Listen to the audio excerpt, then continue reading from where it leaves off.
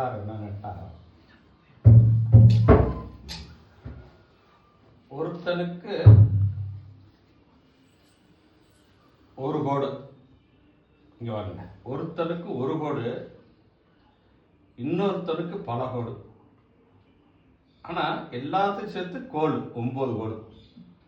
இந்த 9 கோடையும் அடக்கி ஆழ்ந்து மணக்கிற ஒரு சக்தியை இந்த கோட்டின் மூலமா தான் வாங்க முடியும்.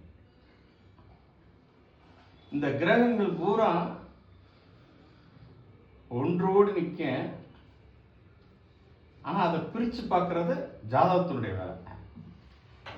இது எல்லாமே ஒன்னா காட்டுறது கந்தனுடைய வேலை.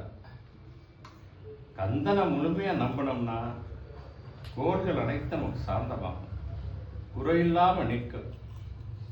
இந்த மாதிரி ஒரு முறையோட ஒரு விஷயம் கூட சந்தன விஷயம் ஒரு கோடு.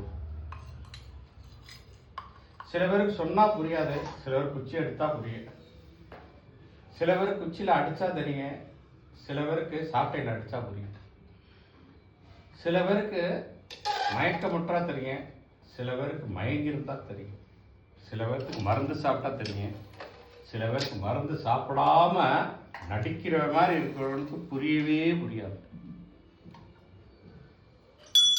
அதே போல